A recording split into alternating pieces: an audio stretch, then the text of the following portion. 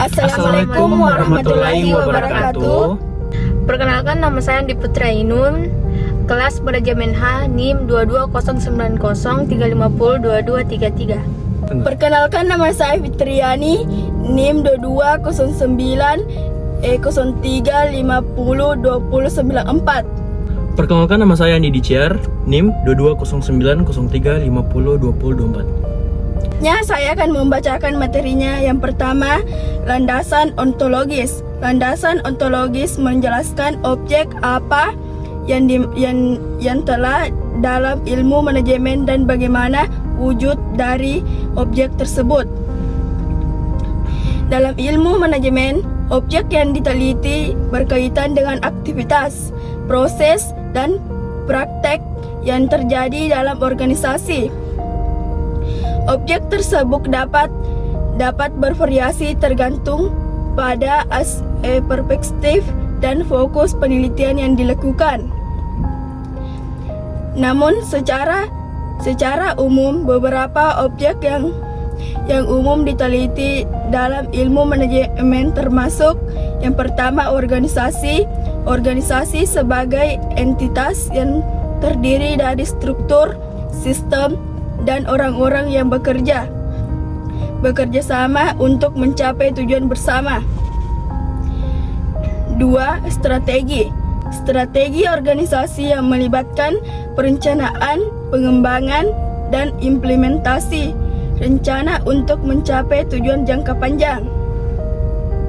3. Sumber daya manusia. Fokus pada aspek-aspek yang berkaitan yang terkait dengan tenaga kerja dalam organisasi, termasuk rekrutmen, seleksi, pelatihan, dan pengembangan, motivasi, kepuasan kerja, keseimbangan kerja, kehidupan, dan manajemen kinerja. 4. Keuangan dan akuntansi. Melibatkan aspek-aspek yang terkait dengan pengelolaan keuangan, akuntansi, dan pengendalian keuangan dalam organisasi. Yang terakhir, pemasaran. Fokus pada aktivitas pemasarannya yang melibatkan pengalaman produk atau layanan ke pasar. Pengembangan strategi pemasaran, segmentasi pasar, perilaku konsumen, branding, dan komunikasi pemasaran. Selanjutnya, 2. Landasan epistemologi. Landasan epistemologi menjelaskan bagaimana prosedur atau proses manajemen, pengaturan, pengelolaan, dan pengendalian, dan bagaimana ilmu manajemen itu dikembangkan. Jawabannya, proses manajemen melibatkan serangkaian aktivitas yang dilakukan oleh manajer. Untuk mencapai tujuan organisasi, proses ini terdiri dari 3 tahap utama, yaitu planning, pengelolaan, organizing, dan pengendalian controlling. Berikut adalah penjelasan singkat tentang setiap tahap. Pengaturan planning. Tahap pengaturan melibatkan penetapan tujuan organisasi, penentuan strategi, perumusan rencana tindakan, dan alokasi sumber daya untuk mencapai tujuan tersebut. Pengaturan melibatkan pemikiran tentang masa depan dan menetapkan langkah-langkah yang harus diambil untuk mencapai hasil yang diinginkan. Pengelolaan organizing. Tahap pengelolaan melibatkan perorganisasian sumber daya seperti manusia, keuangan, dan fisik. Untuk mencapai tujuan organisasi ini melibatkan pembagian tugas, pembentukan struktur organisasi, pengelompokan aktivitas, dan alokasi wewenang serta tanggung jawab kepada individu atau tim kerja yang sesuai. Pengendalian controlling. Tahap pengendalian melibatkan pemantauan kinerja organisasi, pembandingan hasil aktual dengan tujuan yang ditetapkan, dan pengambilan tindakan korektif jika diperlukan. Pengendalian melibatkan pengumpulan data, evaluasi kinerja, identifikasi perbedaan antara hasil yang diharapkan dan yang terjadi, serta pengambilan tindakan yang diperlukan untuk memastikan pencapaian tujuan. Perkembangan ilmu manajemen telah melalui beberapa fase, dan perubahan seiring berjalannya waktu, MU manajemen telah mengalami perkembangan yang signifikan selama bertahun-tahun. Awalnya manajemen didasarkan pada pengalaman praktis dan kebijaksanaan individu. Namun, seiring waktu, pendekatan ilmiah dan teoritis mulai berkembang. Berikut adalah beberapa tonggak penting dalam perkembangan ilmu manajemen. 1. Fase klasik, akhir abad ke-19 hingga awal abad ke-20. Manajemen ilmiah dipelopori oleh Frederick W. Taylor. Pendekatan ini menekankan analisis ilmiah untuk meningkatkan efisiensi kerja.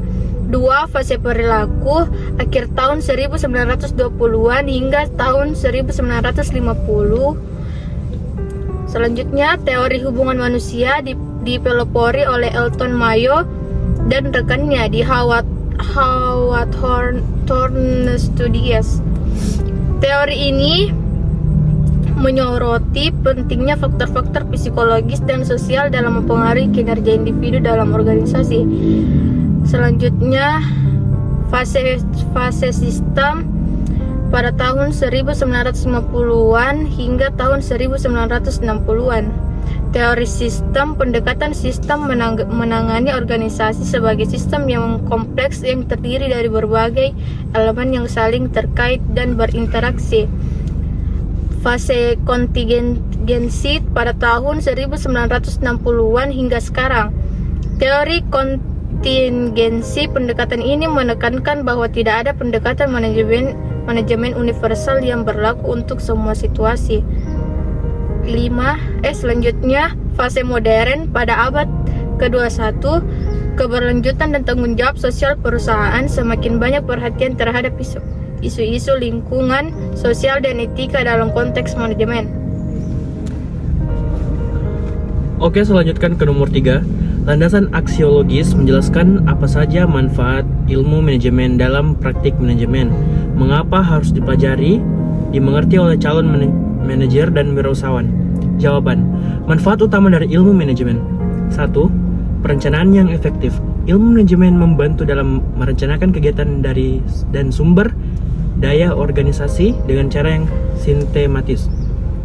Perencanaan yang baik kemungkinan organisasi untuk menetapkan tujuan yang jelas, mengidentifikasi tantangan dan peluang, dan mengembangkan strategi yang tetap untuk mencapai tujuan tersebut. 2. Pengorganisasian yang efisien. Manajemen membantu dalam pengorganisasian struktur organisasi, tugas, dan tanggung jawab ini.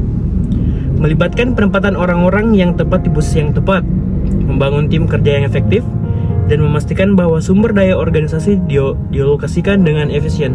3. Pengelolaan sumber daya. Ilmu manajemen membantu dalam mengelola berbagai sumber daya organisasi, termasuk sumber daya manusia, keuangan, materi, dan waktu. Manajemen yang baik memastikan bahwa sumber daya yang digunakan secara optimal untuk mencapai tujuan organisasi. 4. Pengambilan keputusan yang baik. Ilmu manajemen memberikan kerangka kerja dan alat yang diperlukan untuk mengambil keputusan yang baik dan rasional.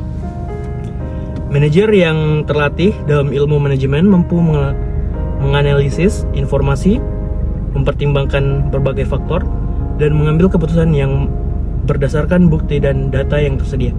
5. Koordinasi dari komunikasi yang efektif. Manajemen memainkan peran penting dalam koordinasi dan komunikasi antara berbagai bagian dan tingkatan organisasi ini. Memastikan bahwa informasi dan arahan adanya mengalir dengan baik. Kolaborasi antar tim ditingkatkan dan tujuan bersama dapat dicapai secara efektif. 6. Peningkatan kinerja organisasi. Dengan menerapkan prinsip-prinsip manajemen yang baik, organisasi dapat mencapai peningkatan kinerja secara keseluruhan. Manajemen yang efektif membantu dalam meningkatkan efisien operasional, inovasi, kepuasan, dan pelanggan. Keunggulan kompetitif. Manfaat ilmu manajemen sangat penting bagi calon manajer dan wirausahawan, yaitu calon manajer. 1. Pengembangan keterampilan manajerial. Ilmu manajemen membantu calon manajer dalam mengembangkan keterampilan dan pengetahuan yang diperlukan untuk menjadi seorang pemimpin yang efektif. Mereka belajar tentang prinsip-prinsip manajemen, strategi, perencanaan, pengorganisasian, dan pengendalian dan komunikasi, kepemimpinan, dan keterampilan interpersonal. 2. Pemahaman tentang proses bisnis. Ilmu manajemen membantu calon manajer untuk memahami proses bisnis secara menyeluruh. Mereka belajar tentang bagaimana organisasi beroperasi, bagaimana keputusan bisnis dibuat, dan bagaimana sumber daya dikelola untuk mencapai tujuan organisasi. Kemampuan pengambilan keputusan. Ilmu manajemen memberikan kerangka kerja dan alat diperlukan untuk mengambil keputusan yang baik dan rasional. Calon manajer belajar tentang metode analisis, evaluasi risiko, dan memecahkan masalah yang membantu mereka dalam mengambil keputusan yang efektif dan tepat waktu. 4. Keterampilan komunikasi dan kolaborasi. Ilmu manajemen membantu dalam mengembangkan keterampilan komunikasi yang baik dan komunikasi verbal maupun non-verbal. Calon manajer belajar tentang cara berkomunikasi dengan baik dengan berbagai pihak, termasuk rekan kerja, atasan, dan bawahan. Mereka juga belajar tentang pentingnya kolaborasi dan kerjasama dalam lingkungan kerja. Kewirausahaan. 1. Pengembangan keterampilan kewirausahaan. Ilmu manajemen membantu kewirausahaan dalam mengembangkan keterampilan kewirausahaan yang diperlukan untuk mulai dari mengelola bisnis. Mereka belajar tentang identifikasi peluang, perencanaan bisnis, analisis pasar, strategi pemasaran, dan pengelolaan keuangan. 2. Pemahaman tentang pasar dan persaingan. Ilmu manajemen membantu kewirausahaan dalam memahami pasar dan persaingan dengan baik. Mereka belajar tentang analisis industri. 3. Manajemen keuangan dan pengelolaan sumber daya. Ilmu manajemen memberikan pemahaman yang kuat tentang manajemen keuangan, pengelolaan sumber daya, dan efisiensi operasional. Wirausahawan belajar tentang perencanaan keuangan, penganggaran, manajemen persediaan, pengelolaan rantai pasok, dan pengendalian biaya untuk mencapai kelangsungan dan pertumbuhan bisnis. 4. Kreativitas dan inovasi. Ilmu manajemen mendorong kreativitas dan inovasi dalam konteks bisnis wirausaha. Awan belajar tentang mengidentifikasi peluang baru, menciptakan solusi inovatif, dan mengembangkan keunggulan kompetitif melalui inovasi produk, proses, dan strategi. Kesimpulannya, ilmu manajemen memberikan manfaat yang signifikan bagi calon manajer dan wirausahawan dalam mengembangkan keterampilan, pemahaman, dan pengalaman yang diperlukan untuk menjadi sukses dan peran kepemimpinan dan pengelolaan bisnis. Sekian dan terima kasih. Wassalamualaikum warahmatullahi wabarakatuh.